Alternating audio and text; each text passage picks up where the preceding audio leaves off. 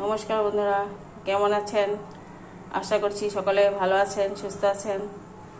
তো আজ আমি ব্রেকফাস্টে পরোটা বানাবো। তো পরোটাটা আমি কড়াইশুঁটি দিয়ে বানাবো। এই যে আমি এটা কড়াইশুঁটিটা বানিয়ে নিয়েছি।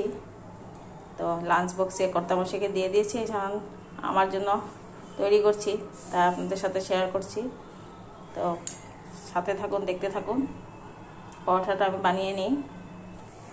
তো আমি তাওয়াতে দিয়ে দিয়েছি বেলে। এখন দেখুন তাওয়াতে দিয়ে দিয়েছি, আর কি সুন্দর ফুলেছে, দেখুন দারুণ ফুলেছে। এই যে দেখুন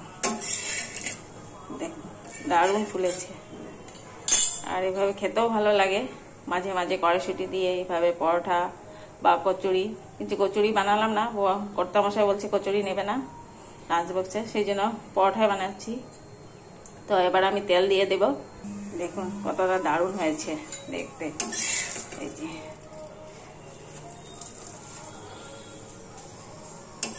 আমি উল্টে উল্টে ভালো করে লাল লাল করে একটু ভেজে নিয়েছি। দেখুন কতটা দারুণ হয়েছে, একদম কি সুন্দর হয়েছে।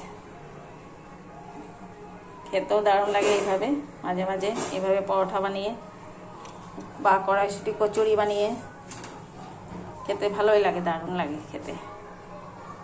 তো এইভাবে আমি সবকটা বানিয়ে নেব। আমার সবকটা বানানো কমপ্লিট। তো এইভাবে আমি সবকটা বানিয়ে নিয়েছি।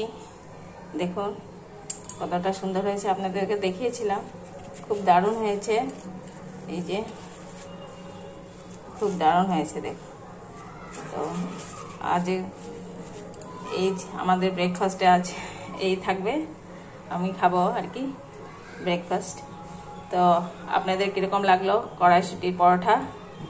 তো যদি ভালো লেগে থাকে কমেন্ট করবেন, লাইক করবেন।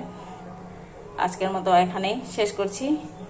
নমস্কার, সকলে ভালো থাকবেন, সুস্থ থাকবেন।